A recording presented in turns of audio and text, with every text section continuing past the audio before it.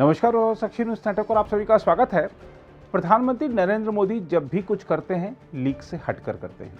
निवर्तमान राष्ट्रपति रामनाथ कोविंद के सम्मान में उन्होंने विदाई भोज रखा तो यह डिनर पार्टी सबसे अलग नजर आई, क्योंकि इसमें सिर्फ मंत्रियों, मुख्यमंत्रियों, नौकरशाहों, दिल्ली में सत्ता के गलियारों के इर्द गिर्द रहने वाले लोगों और मशहूर हस्तियों को ही बुलाने की पुरानी परंपरा को कायम नहीं रखा गया था।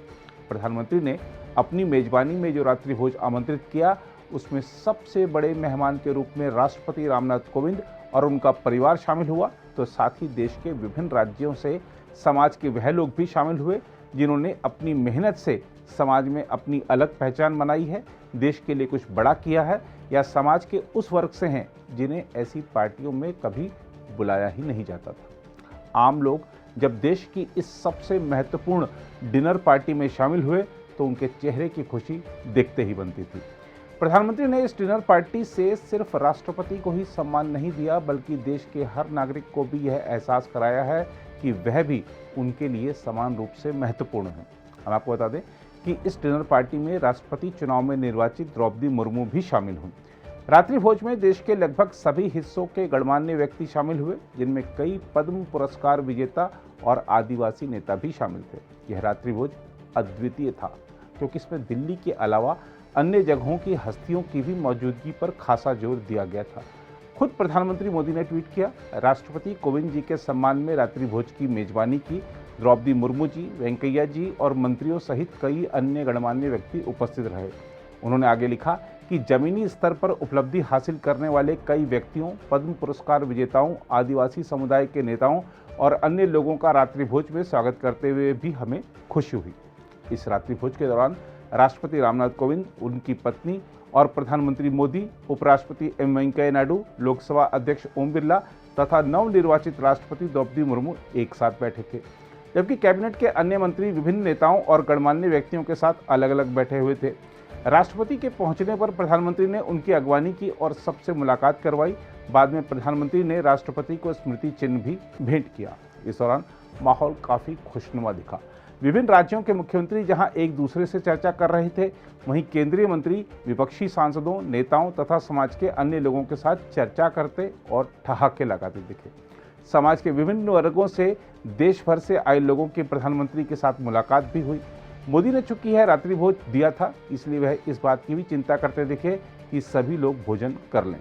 प्रधानमंत्री की मेजबानी को सभी लोगों ने सराहा। प्रधानमंत्री की ओर से दिए गए रात्रि भोज के बाद अब संवैधानिक प्रमुख के तौर पर रामनाथ कोविंद का कार्यकाल समाप्त होने से एक दिन पहले शनिवार शाम को सांसदों की ओर से भी राष्ट्रपति को विदाई दी जाएगी।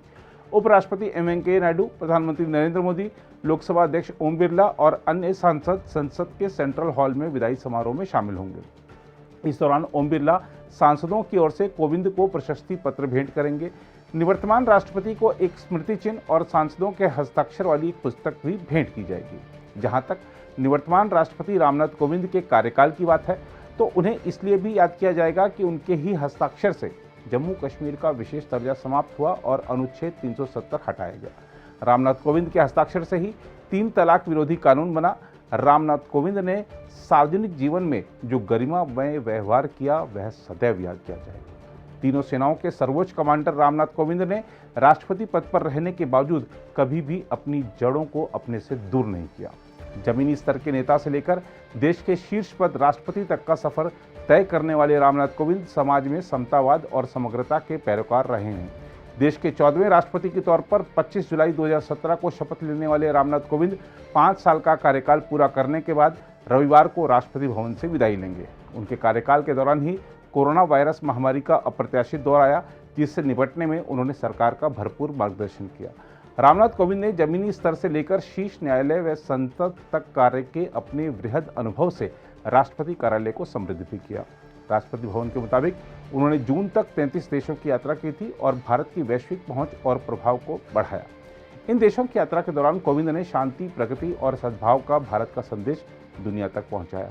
भारत के राष्ट्रपति के रूप में उन्हें 6 देशों Madagascar, Equatorial Guinea, Eswatini, Croatia, Bolivia और गिनी गणराज्य से सर्वोच्च राजकीय सम्मान भी प्राप्त हुए। कोविंद ने भारत के सशस्त्र बलों के सुप्रीम कमांडर के तौर पर मई 2018 में लद्दाख के सियाचिन में दुनिया के सबसे ऊंचे रण कुमार पोस्ट की ऐतिहासिक यात्रा भी की थी। हम आपको बता दें कि रामनाथ कोविंद का जन्म उत्तर प्रदेश में कानपुर जिले के गांव परौंख में सामान्य परिवार में हुआ था। वह अपनी कड़ी मेहनत से वकील बने, सांसद बने और फिर बिहार के राज्यपाल बने। इसके बाद वह राष्ट्रपति बने। वह शीर्ष संवैधानिक पद पर पहुंचने वाले दूसरे दलित हैं। बहरहाल अब जब कोविंद रिटायर हो रहे हैं, तब भी देश को अपेक्षा है कि उनका मार्गदर्शन राष्ट्र को मिलता रहे। अगर आप भी लेना चाहते हैं देश दुनिया की तमाम जानकारी, तो आज ही सब्सक्राइब करें हमारे चैनल को। साथ ही नीचे दिए बेल आइकन को जरूर दबाएं ताकि हर अपडेट आप तक पहुंच सके।